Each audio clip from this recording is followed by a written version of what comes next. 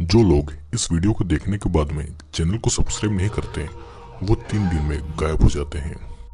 Hello दोस्तों, welcome to हॉररलैंड। तो आज मैं आपके लिए जो मूवी लेकर आया हूँ वो एक रेप रिवेंज मूवी होने वाली है और ये एक रियल इंसिडेंट पर बेस्ड मूवी है। और मैं आपको ये गारंटी देता हूँ कि इस मूवी को देखने के बाद में आपको इंसानियत के ऊपर शर्म आने लग जाएगी। दोस्तों, इस मूवी के टोटल 4 पार्ट हैं, तो मैं बाकी मूवीज को भी एक्सप्लेन करूंगा, तो आप हमारे इस चैनल को सब्सक्राइब जरूर कर लेना। तो ऐसा क्या है मूवी में, आइए चलिए वीडियो में देखते हैं।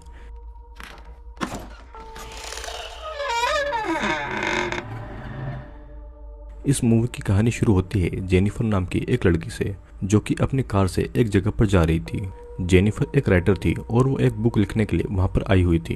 वो एक जगह पर रुककर अर्ल नाम के एक आदमी से मिलती है, जो कि उसे जंगल के बीच में बने एक केबिन को देने वाला था। जेनिफर के लिए बुक लिखने के लिए ये जगह बहुत ही अच्छी थी, क्योंकि ये केबिन नेचर के बीचों बीच शांत जगह पर बना हुआ था। अब फिर अर्ल जेनिफर को रास्ता समझा देता है और जेनिफर उस केबिन की तरफ निकल पड़ती है। लेकिन कुछ ही टाइम के बाद में वो रास्ता भटक चुकी थी और वो एक गैस स्टेशन पर आकर रुक जाती है। वो अपनी कार में पहले तो फ्यूल डलवाती है और उस गैस स्टेशन के बाहर 2 लड़के खड़े हुए थे, जिनका नाम एंडी और स्टैनली था। वो दोनों जेनिफर को घूर रहे थे, पर जेनिफर उन पर ज्यादा ध्यान नहीं देती है। तभी वहाँ पर एक और लड़का आता है। इस लड़के का नाम जॉनी है और जॉनी उसे सही रास्ता बता देता है, लेकिन वो जेनिफर के साथ में फ्लर्ट भी कर रहा था और जेनिफर इस बात पर हंस देती है।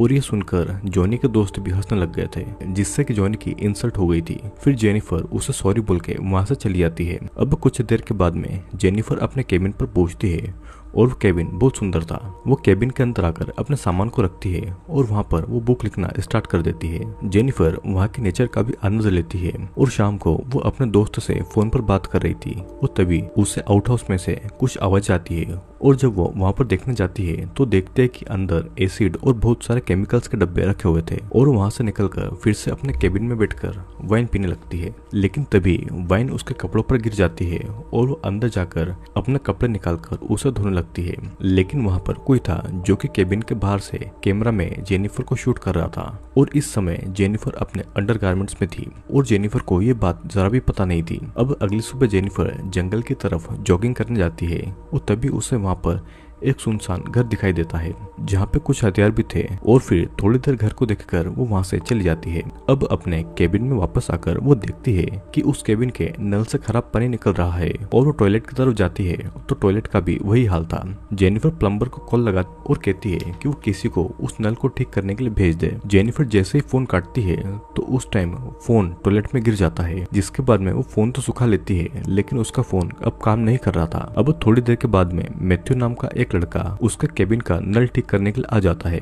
मैथ्यू थोड़ा एबनॉर्मल था, पर वो बहुत ही अच्छे से वहाँ के नल को ठीक कर देता है और खुश होकर जेनिफर उसे किस कर देती है, जिससे कि मैथ्यू शर्मा जाता है और वो फिर वहाँ से चला भी जाता है। अब एक जगह पर वे तीनों दोस्त जॉनी, एंडी और स्टैनली एक मछली को तड़पा तड़पा कर मार के खुश हो रहे थे और स्टैनली ये सारी चीजें अपने कैमरा में शूट करके खुश हो रहा था और उसे देखकर ये लग ही रहा था कि उसे दूसरों को दर्द देने में बहुत मजा आता है। और तभी वहाँ पर मैथ्यू आता है उनके साथ में मछली पकड़ने के लिए। वे तीनों जेनिफर की बात निकाल ही रहे थे और तभी मैथ्यू ये कह देता है कि जेनिफर ने उसे किस किया है और ये सुनकर जॉनी को गुस्सा आ जाता है, क्योंकि जेनिफर ने उसे कोई भाव नहीं दिया था। और तभी स्टैनली जॉनी को वही वीडियो दिखाता है जिसे उसने कल रात को चुपके से शूट किया था और जेनिफर को अंडरगारमेंट्स में देखकर उन तीनों के अंदर का जानवर जाग जाता है और उन तीनों के मुताबिक वो इसलिए यहाँ पर अकेली रह रही है ताकि वो किसी के साथ कुछ भी कर सके और फिर वे भी तो उसका फायदा उठा सकते थे।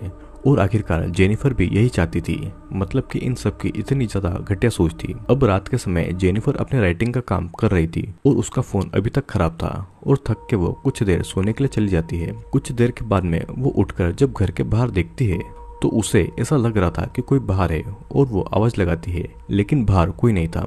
वो वापस से अपने केबिन के अंदर जाती है और तभी एक आवाज से वो डर जाती है। वो जब देखने जाती है तो वहाँ पर एक मरी हुई बर्ड पड़ी हुई थी। अब फिर जेनिफर आउट हाउस की तरफ जाकर भी देखती है और जब वो वापस से केबिन के अंदर आती है तो देखती है कि उसके लैपटॉप पर जॉनी, एंडी और स्टैनली की फोटोज थी। जेनिफर ये देखकर शॉक्ड हो जाती है और वो तीनों उस केबिन में घुस जाते हैं। स्टैनली कंटिन्यूसली वीडियो बना रहा था और एंडी जेनिफर के अंडरगारमेंट्स का मजाक बना रहा था। जेनिफर उनको घर से निकल जाने को कहती है, लेकिन लेकिन उसकी बात कोई नहीं सुनता है। अब जॉनी मैथ्यू को लेकर आता है और जेनिफर से कहता है कि तुमने नल ठीक कराने के बदले किस तो किया, लेकिन मैथ्यू को पैसे नहीं दिए। और तब जेनिफर अपना बैग खोलती है मैथ्यू को पैसे देने के लिए, लेकिन जॉनी उसे मना करके उससे पूछता है कि वो यहाँ पर क्यों आई है। तब जेनिफर बताती है कि वो एक राइटर है और उसका बॉयफ्रेंड भी जल्दी यहाँ पर आ जाएगा। ये सुनकर वे तीनों हंसने लगते हैं क्योंकि उनको पता था कि जेनिफर झूठ बोल रही है। वे लोग फिर जेनिफर के साथ में बदतमीजी करते हैं और जॉनी जेनिफर को उसकी गोद में बैठकर ड्रिंक करने को कहता है, लेकिन जेनिफर उसकी बात नहीं मानती। तो जॉनी उठकर उसके पास जाकर उससे जबरदस्ती ड्रिंक करवाता है। जेनिफर भी मजबूरी में ड्रिंक कर लेती है और एंडी जलती हुई माचिस को जेनिफर की तरफ फेंक रहा था। जेनिफर बार बार उसको रोते हुए वहां से जाने को कह रही थी, पर वे वहां से निकल ही नहीं रहे थे। जॉनी जेनिफर को उसके दांत दिखाने को कहता है और उसके दांतों को पकड़कर उसे उखाड़ने की धमकी भी देता है। मैथ्यू कोने में बैठकर ये सब देख रहा था और जॉनी एक बेसबॉल बैट से जेनिफर को मार ही रहा था। फिर जॉनी एक गन निकालता है और गन देखकर जेनिफर बहुत ज्यादा डर जाती है। जॉनी जेनिफर को उस गन को किस करने को कहता है और जेनिफर डर के मारे ऐसा ही करती है। जॉनी फिर उस गन को उसके मुंह में डालकर उस गन को जबरदस्ती अपने मुंह में लेने को कहता है और कहता है कि उस गन को वो जॉनी का प्राइवेट पार्ट समझकर उसे प्लेजर दे। जॉनी फिर मैथ्यू के पास जाता है और एंडी जेनिफर के पास आकर वाइन की बोतल जेनिफर के मुंह में घुसाकर उसे प्लेजर देने को कहता है और तभी जेनिफर उसी बोतल से एंडी के पैर में मारती है और उसके बाद में स्टैनली की आंख पर स्प्रे मार के वो वहां से भाग जाती है। जेनिफर जंगल के बीच में होती हुई नंगे पैर दौड़ लगा रही थी और अचानक उसे एक पुलिस वाला स्टार्क मिलता है और जेनिफर को केबिन देने वाला अर्ल मिलता है। जेनिफर स्टार्क को सब कुछ बताकर उससे मदद मांगती है और स्टार्क अर्ल को उसके काम से भेजकर जेनिफर को लेकर उसी केबिन में आता है। केबिन के अंदर घुसकर स्टार्क उन लड़कों को आवाज लगाता है, पर वे लोग तब तक वहां से जा चुके थे। स्टार्क फिर घर के अंदर तलाशी लेने लगता है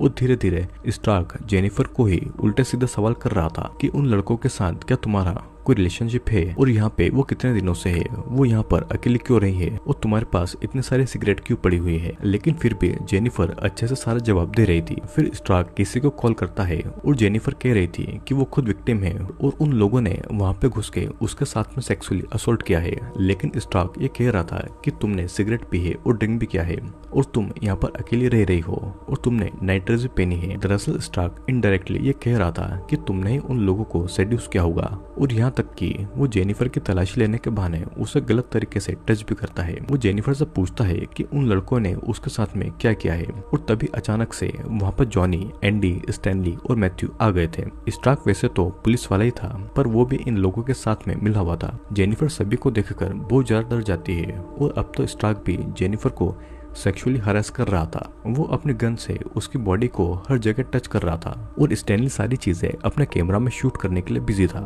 स्टार्क अब जेनिफर को टॉर्चर कर रहा था और जेनिफर गुस्से में उसे एक थप्पड़ मार देती है। स्टार्क भी गुस्से में आकर जेनिफर को थप्पड़ मारता है और वो सभी को उसका रेप करने के लिए कहता है। जॉनी मैथ्यू से जेनिफर का रेप करने को कहता है, लेकिन मैथ्यू नहीं मानता। तो जॉनी एक चाकू से जेनिफर की पैंट को काट कर निकाल देता है और वो उसे डांस करने को कहता है और मजबूरन जेनिफर भी डांस करती है। जॉनी, एंडी और स्टैनली जेनिफर की बॉडी को टच कर रहे थे और वो उसे मार भी रहे थे। मैथ्यू भी अपने पैंट खोलकर उनको कहता है कि वो जेनिफर का रेप करने के लिए रेडी है और तब जेनिफर को घसीटकर मैथ्यू के सामने लाया जाता है। मैथ्यू वैसे तो एबनॉर्मल था, पर वो जबरदस्ती जेनिफर को किस करता है और जेनिफर उसे थप्पड़ मार देती है। तब एंडी और स्टॉक जेनिफर को जमीन पर लेटाकर उसके अंडरगारमेंट्स खोल देते हैं और जेनिफर हिल न पाए इसके लिए उसे सब दूर से पकड़ लिया जाता है। मैथ्यू फिर आकर बेरहमी से उसका रेप करता है और जेनिफर चिल्ला रही थी, लेकिन जेनिफर का दर्द और उसके आंसू वहाँ पर किसी को भी नहीं दिखाई देते हैं। अकेली लड़की को पाकर वे लोग उसे नोच रहे थे और उनके अंदर जरा भी शर्म नहीं थी और इसीलिए स्टैनली ये सब रेप वाला वीडियो बनाकर शूट कर रहा था, जैसे कि ये सब बस एक फिल्म हो। और यहाँ तक कि स्टार्क बाकी सभी लोगों को उसका ब्रूटली रेप करने को भी कह रहा था। और तभी स्टार्क के घर से फोन आता है तो वो स्टैनली को जेनिफर का मुंह बंद करने को कहता है। वो दूर जाकर फोन पे बात करने लगता है और ये फोन उसकी बेटी का था। वो अपनी बेटी से बात करके फोन काट देता है और जेनिफर को मौका मिलते ही वो मैथ्यू को थप्पड़ मारने लगती है और तब मैथ्यू जेनिफर का ही गला दबाकर उसे और ब्रूटल तरीके से उसका रेप करता है। अब कुछ देर के बाद में मैथ्यू रुक जाता है, पर जेनिफर दर्द में हिल भी नहीं पा रही थी और किसी तरह से वो वहाँ से उठकर घर से निकलकर जंगल के बीच धीरे धीरे जाने लगी थी। वो जब जंगल की तरफ जा रही थी तो उसके शरीर पर बिल्कुल भी कपड़े नहीं थे और कुछ दूर जाते ही वे सभी लोग वहाँ पर आ जाते हैं। एंडी म्यूजिक बजा रहा था और स्टैनली वीडियो शूट कर रहा था और जॉनी जेनिफर के पास आकर उसके बालों को पकड़कर उसे जमीन पर फेंक देता है और उसके शरीर पर जो बचे कुछ कपड़े थे वो उसे भी फाड़ कर निकाल देता है। स्टैनली एक जगह पर कैमरा को रखता है और कैमरे की स्क्रीन पर वो जेनिफर को ही उसका फेस दिखाकर एंडी उसे उसकी हालत दिखाता है। एंडी फिर बार बार गंदे पानी में जेनिफर का सर डुबा रहा था और जेनिफर बार बार उसे माफी मांग रही थी और उसे छोड़ देने को कह रही थी और ये सब कुछ उस कैमरा में रिकॉर्ड हो रहा था। वहाँ पर मौजूद लोगों में से किसी को भी जेनिफर का दर्द और उसकी चीखों से कोई फर्क नहीं पड़ रहा था और जेनिफर का रेप होता हुआ सभी लोग एंजॉय कर रहे थे। जेनिफर फिर स्टार्क की गन को उठाने वाली थी लेकिन तभी जॉनी वहाँ पर आकर गन को दूर करके जेनिफर के हाथ पर अपना पैर रख देता है और एक के बाद एक सभी ने जेनिफर का बुरी तरह से रेप किया था और सभी उसकी हालत पर हंस रहे थे। जेनिफर की बॉडी पर हर जगह इंजरी हो गई थी और वो किसी तरह से खुद को संभालती है और उठती है। वो धीरे धीरे चलने की कोशिश करती है लेकिन उसका शरीर अभी भी कांप रहा था। वो पूरी बिना कपड़ों के थी और चलते चलते वो पास के एक ब्रिज की तरफ जाती है। वे सभी उसके पास में आ रहे थे और जेनिफर को मारने के लिए स्टार्क अपने गन को लोड करता है कि तभी जेनिफर पानी में कूदकर अपनी जान दे देती है। स्टार्क सभी को जेनिफर की बॉडी को पानी में ढूंढकर निकालने को कहता है और ये भी कहता है कि जेनिफर जिंदा नहीं बचनी चाहिए, नहीं तो वे सब मुसीबत में आ जाएंगे। एंडी स्टैनली पानी में जाकर बॉडी को ढूंढने लगते हैं पर जेनिफर की बॉडी उन्हें कहीं नहीं मिलती है। स्टार्क सभी से कहता है कि जब तक जेनिफर की बॉडी नहीं मिले उन्हें पानी में ही ढूंढना होगा और वो जेनिफर के केबिन में जाकर सारे सबूत मिटाने और जलाने को भी कहता है। स्टार्क फिर स्टैनली के कैमरा की एक कैसेट भी तोड़ देता है जिसमें जेनिफर की रेप का वीडियो था और स्टार्क स्टैनली को बहुत गालियां देता है क्योंकि ये सब सबूत ही उनको फंसा सकते थे। जॉनी, एंडी और स्टैनली सारे सबूत जला देते हैं और जेनिफर के कपड़े भी जो कि उसने रेप वाले दिन पहने हुए थे। वहाँ पर जेनिफर की कार भी थी और वे उस कार को भी ठिकाने लगा देते हैं। अब मैथ्यू रेप के इस इंसिडेंट के बाद में उन सभी लोगों के साथ में नहीं रहता था और वो हर टाइम बस पानी की तरफ देखता ही रहता था। जॉनी, एंडी और स्टैनली को साथ में रहने को कहता है जब तक कि जेनिफर की डेथ बॉडी मिल नहीं जाए। अब रात के समय स्टार्क अपने घर पर आता है और स्टार्क की वाइफ प्रेग्नेंट थी और उसकी एक बेटी भी थी। स्टार्क अपनी फैमिली से बहुत प्यार करता था पर यहाँ देखने वाली बात यह है कि वो खुद की बेटी होने के बाद भी वो दूसरी लड़कियों का रेप करता है। अब अगली सुबह स्टार्क अल से मिलता है और उसे उस केबिन की चाबी देकर कहता है कि जेनिफर कहीं पर भाग गई है और उसका घर सिगरेट और शराब से भरा पड़ा है और वो एक बहुत खराब लड़की थी। वो बस यहाँ पर लड़कों के साथ में मजे करने आई हुई थी। अब मैथ्यू हर टाइम बोट में बैठकर नदी की तरफ देखता है और जेनिफर के साथ हुई सारी घटना उसको याद आ रही थी और जो कुछ भी जेनिफर के साथ में हुआ वो उसके लिए गिल्टी भी था। सभी जेनिफर को नदी और जंगल में ढूंढ रहे थे और इन तीनों ने जेनिफर की कार को भी डिस्ट्रॉय कर दिया था। मैथ्यू को हर टाइम जेनिफर की याद आ रही थी और उसे वो सब कुछ याद आ रहा था जो कुछ दरिंदगी उन लोगों ने जेनिफर के साथ में की थी। मैथ्यू बहुत डर चुका था और एक दिन मैथ्यू जंगल में बैठा हुआ था और तब वो जेनिफर को हेलुसिनेट करके डर जाता है। अब रात को जब स्टार्क अपनी वाइफ के साथ टीवी देख रहा था तो अर्ल उसे कॉल करके बताता है कि एक लड़का जेनिफर को ढूंढता हुआ आया है और जेनिफर का फोन भी नहीं लग रहा था और वो किसी को भी नहीं मिली थी। स्टार्क वहाँ पर ऐसा आदमी था जिसने आखिरी बार जेनिफर को देखा था और स्टार्क अर्ल को सुबह मिलने के लिए बुलाता है ताकि वो जेनिफर को ढूंढ पाए। अब एक दिन जॉनी और एंडी के पास स्टैनली भागता हुआ आता है। वो बहुत ज्यादा डरा हुआ था क्योंकि जेनिफर की रेप की वीडियो की जो कैसेट थी वो उसे मिल नहीं रही थी। उसने उस दिन वो सबूत डिस्ट्रॉय नहीं किए थे और अपने पास ही रख लिए थे। जॉनी फिर स्टैनली को मारने लगता है क्योंकि उस टेप में उस रेप के सारे सबूत थे और अगर वो किसी को मिल गई तो वे सब बुरी तरीके से फंस जाएंगे। अब रात को जॉनी टीवी देख रहा था और तभी उसे घर के बाहर कोई आवाज आती है। वो देखने के लिए जाता है तो वहाँ पर एक मरी हुई बर्ड पड़ी हुई थी जैसा कि जेनिफर के डोर पर थी और वो लात मारकर उस बर्ड को दूर फेंक देता है। वो घर के अंदर आता है और तभी फिर से कोई उसे आवाज लगाता है तो वहाँ पर एक और बर्ड पड़ी हुई थी। वो अपनी गन निकालकर बाहर निकलता है तो वहाँ पर कोई नहीं था और फिर वो घर के अंदर आ जाता है। फिर से कोई उसके डोर पर कुछ मारता है। वो घर के बाहर आकर गोलियां चलाता ही है कि तभी वो देखता है कि जेनिफर की चप्पल वहाँ पर पड़ी हुई है और ये देखकर वो बहुत डर गया था। उसे कुछ आवाजें भी आ रही थी तो घर से दूर वो गन लेकर देखने के लिए जाता है तो वहाँ पर मैथ्यू का हैंडबैंड पड़ा हुआ था और जॉनी को लगता है कि ये सारी चीजें मैथ्यू ही कर रहा है। स्टार्क अगले दिन अपनी वाइफ के लिए फूल लेकर घर पर आता है। तब उसकी वाइफ उसे बताती है कि कोई एक टेप देकर उसे गया है, लेकिन वो टेप हमारे प्लेयर में फिट नहीं हो रही थी। स्टार्क जब उस टेप को देखता है तो उसे समझ आ गया था कि ये जेनिफर की रेप की वीडियो का ही टेप है और वो बहुत टेंशन में आ गया था। वो जल्दी ही अपनी वाइफ को बाय बोलकर वहां से चला जाता है और स्टार्क के इस बिहेवियर से उसकी वाइफ को थोड़ा अजीब भी लगता है। अब उसी दिन जॉनी एंडी और स्टैनली को बताता है कि मैथ्यू ही है जो कि उन सभी को डरा रहा है और उन्हें परेशान कर रहा है और इसीलिए मैथ्यू किसी को दिख भी नहीं रहा था कि वो कहाँ पर गया है। और तभी वहाँ पे स्टार्क आकर स्टैनली के मुंह पर वो टेप घुसाकर उसे डांटने लगता है, वो उसे गालियां भी देता है। तब जॉनी बोलता है कि ये सारी चीजें मैथ्यू कर रहा है और उसी ने उसके घर पर जेनिफर की चप्पल भी फेंक दी थी। मैथ्यू शायद से गिल्टी होगा और इसीलिए वो ये सारी चीजें कर रहा है। अब स्टार्क मैथ्यू का ढूंढने का बोलकर टेप जलाकर वहां से चला जाता है और जंगल में अर्ल और स्टार्क एक साथ थे। अर्ल थोड़ी देर रेस्ट करने के लिए बैठ जाता है और तब स्टार्क अपनी गन से गोली चलाकर अर्ल को मार देता है, क्योंकि सिर्फ अर्ल को ही पता था कि जेनिफर आखिरी बार स्टार्क से मिली थी और इसीलिए उसने अर्ल को मार दिया था। मैथ्यू जेनिफर के घर के सामने की नदी की तरफ देख रहा था और तभी उसे कुछ आवाजें आती है तो देखने के लिए केबिन के अंदर चला जाता है, लेकिन केबिन के अंदर उसे कोई नहीं दिखता और तभी अचानक से वो सीढ़ियों से गिर जाता है और बेहोश हो जाता है। जब वो होश में आता है तो वो अपने सपने में जेनिफर को बैठा हुआ देखता है और जेनिफर उसे अपने पास में बुलाती है। मैथ्यू जेनिफर से माफी मांगने लगता है और जेनिफर उसे अपनी गोद में सुला लेती है। मैथ्यू बहुत रोए जा रहा था और तभी जेनिफर एक रस्सी से उसका गला दबा देती है और मैथ्यू बेहोश हो जाता है। मैथ्यू बेहोश होते टाइम भी जेनिफर को सॉरी बोल रहा था, लेकिन जेनिफर के साथ में जो उसने किया है उसकी भरपाई उसकी सॉरी नहीं कर सकती थी, जिसके बाद में जेनिफर मैथ्यू को घसीटते हुए कहीं पर ले जाती है। अब जंगल में एंडी और स्टैनली मैथ्यू को ढूंढ रहे थे। एंडी को ऐसा लग रहा था जैसे कि कोई उसके पीछे है और वो वहीं पर जाने लगता है। तभी स्टैनली उसे डरा देता है। दोनों कुछ आवाजें सुनते हैं और वहाँ उसका पीछा करने लगते हैं। उनको लगता है कि शायद उनके पीछे मैथ्यू है और वे दोनों जंगल के उसी सुनसान घर में आ जाते हैं।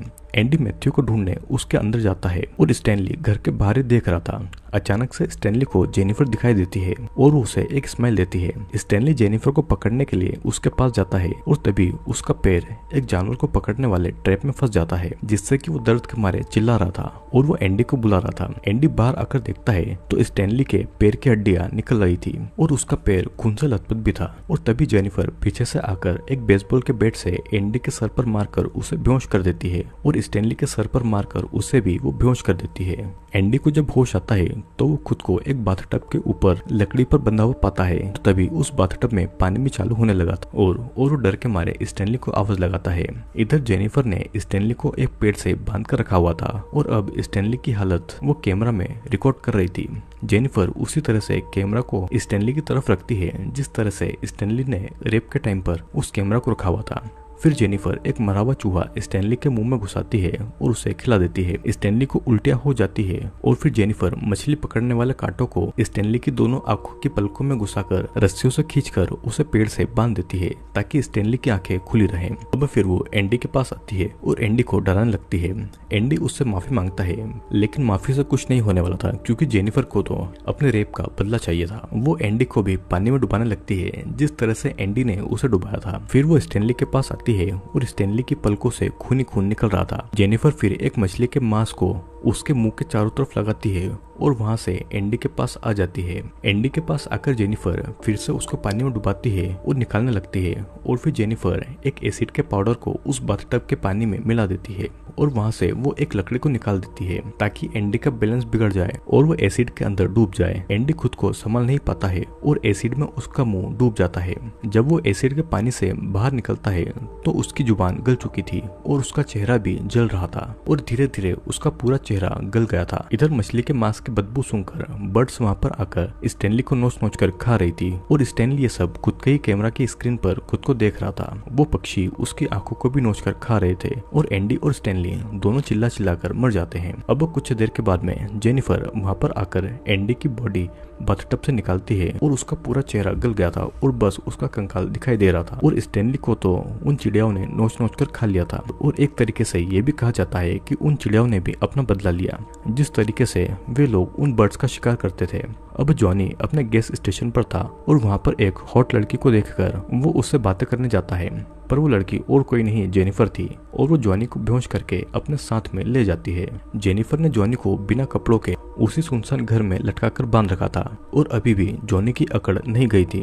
वो अभी भी जेनिफर को गालियां दे रहा था। जेनिफर जॉनी को उसका दांत दिखाने को कहती है, जिस तरीके से जॉनी ने उसके साथ में किया था। फिर वो एक हथियार से जॉनी के सारे दांत एक एक करके उखाड़ देती है और दर्द के मारे जॉनी का पेशाब निकल गया था। अब फिर वो जॉनी से भी उस गन को प्लेजर दिलवाती है जैसा कि उसके साथ में किया गया था और अभी भी जॉनी जेनिफर को गालियां दे रहा था और हंस रहा था। जेनिफर अब एक घास काटने वाली कैंची को जॉनी के सामने दिखाती है, जिसे देखकर जॉनी भी अब डर गया था। फिर तभी जेनिफर जॉनी के प्राइवेट पार्ट को उस कैंची से काटकर उसके मुंह में घुसा देती है और थोड़ी देर के बाद में हम देखते हैं कि जॉनी भी चिल्ला चिल्लाकर मारा गया था। अब जेनिफर स्टार्क की बेटी की टीचर बनकर स्टार्क के घर जाती है और स्टार्क के साथ फोन पे बात करती है। स्टार्क जेनिफर की आवाज सुनकर डर जाता है और वो अपने घर जाता है। घर जाकर उसे पता लगता है कि उसकी बेटी को जेनिफर लेकर गई है और वो डर के अपनी बेटी को ढूंढने लग गया था। वो एक पार्क से होता हुआ एक जंगल की तरफ जाता है और वो अपनी बेटी को आवाज लगाता है, जिसके बाद में वो अपनी कार में बैठ जाता है तो जेनिफर पीछे से आकर उसके सर पर मार के स्टार्क को बेहोश कर देती है। स्टार्क को जब होश आता है तो वो बंधा हुआ था और उसकी पैंट भी उतरी हुई थी। हम ये भी देखते हैं कि एक गन को उसके पीछे घुसाया हुआ था और वो अपनी हालत को देखकर बहुत ज्यादा रो रहा था। जेनिफर फिर स्टार्क को ही कहती है कि पुलिस समझकर उसने उस पर विश्वास किया, पर उसने भी उसका फायदा उठाया। वो उस गन को और ज्यादा उसके पीछे घुसा देती है और वो गन से ही स्टार्क का रेप करने लगती है। फिर वो गन के ट्रिगर को एक रस्सी से बांधकर रस्सी का दूसरा हिस्सा मैथ्यू के हाथ में बांध देती है ताकि जब मैथ्यू को होश आए तो वो अपना हाथ हिलाए और गन की गोली चल के स्टार्क के पीछे से होती हुई उसके मुंह से बाहर निकले और गोली मैथ्यू को लग जाए और एक ही गोली में दोनों एक साथ मारे जाएं। जेनिफर बाहर आकर बैठ जाती है और थोड़ी देर के बाद में जेनिफर ने जैसा प्लान किया था ठीक वैसा ही होता है और दोनों एक ही गोली से मारे जाते हैं और इसी के साथ में ये मूवी यहीं पर एंड होती है। ये मूवी एक रियल लाइफ स्टोरी पर बनी हुई है, जहाँ पर 1983 में एक लड़की के साथ में गैंगरेप हुआ था और उस रेप में फंसे हुए लोगों को बहुत कम सजा हुई थी और इस फिल्म में जिस तरीके से रेपिस्ट को मारा गया था यही रेपिस्ट की असली सजा होनी चाहिए। दोस्तों आई होप आपको ये वीडियो जरूर पसंद आया होगा और हाँ, मैं आपको बता देता हूँ इस मूवी के और भी पार्ट्स हैं जो कि जल्द ही आने वाले हैं, तो आप जल्दी से हमारे चैनल को सब्सक्राइब कर लेना क्योंकि मैं और वीडियोस लेकर आने वाला हूँ।